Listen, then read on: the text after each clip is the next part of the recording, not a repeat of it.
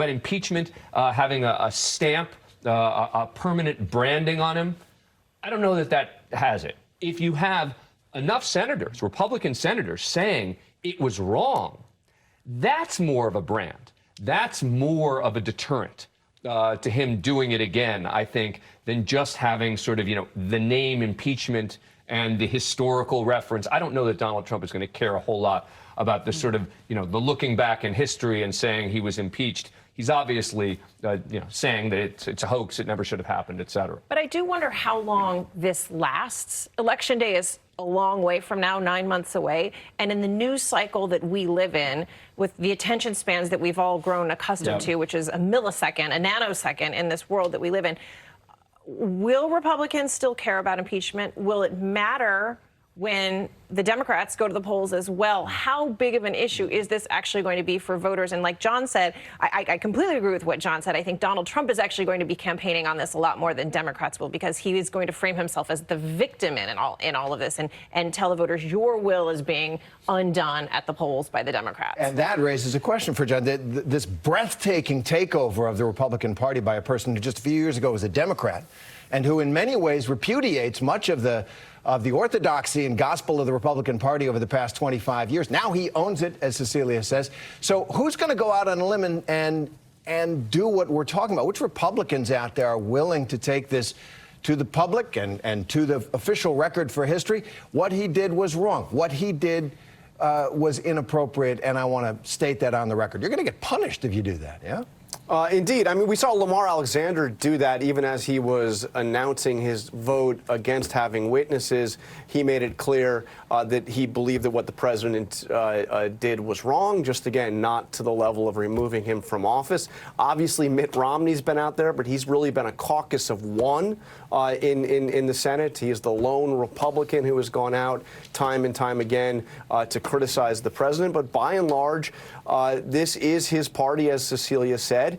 And even those Republicans who are up for re-election in purple states, who states that are not solidly Republican, even those Republicans like Cory Gardner have made a calculation that to survive in this Republican Party, you've got to stand with the president. And that may be one of the reasons why Susan Collins is in as much trouble as it seems she is, that she hasn't attached herself at the hip to Donald Trump as Cory Gardner has. I want to go to Mary Bruce, if I can, on the question. Look, we're talking about something that the president has done that warrants conviction and removal from office versus something he's done that's wrong but doesn't deserve that punishment. That sounds like a case for censure in a normal Senate, maybe.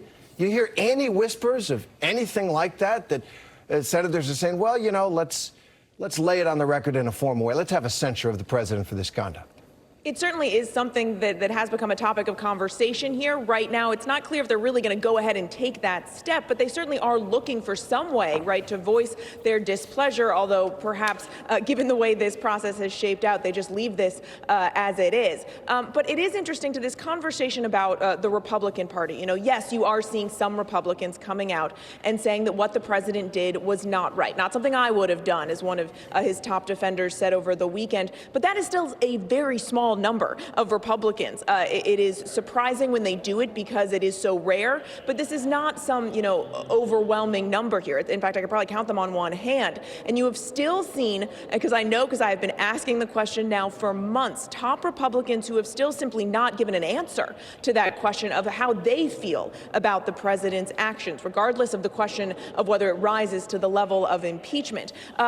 It will be interesting when we get to this next phase, because of course, after the closing arguments here, senators will have a chance to go to the floor and speak their mind. It is something that we know Democrats here pushed for because they are considering the lens of history here. And many of their members, of course, who've had to sit silently now for weeks, want to get their view on the record. Some Republicans are likely to take advantage of that as well, especially Susan Collins, Mitt Romney, perhaps Lamar Alexander, and others who have very publicly wrestled with this process. It's also a chance for them to go and get their opinion on all of this and on the president's actions into the record as well. It's something that will be very interesting to watch tomorrow as we head towards this final vote, Terry. It may be the primary interest in these proceedings as they end with a whimper, not a bang, I guess. But Cecilia, let me ask you on The other side, Democrats.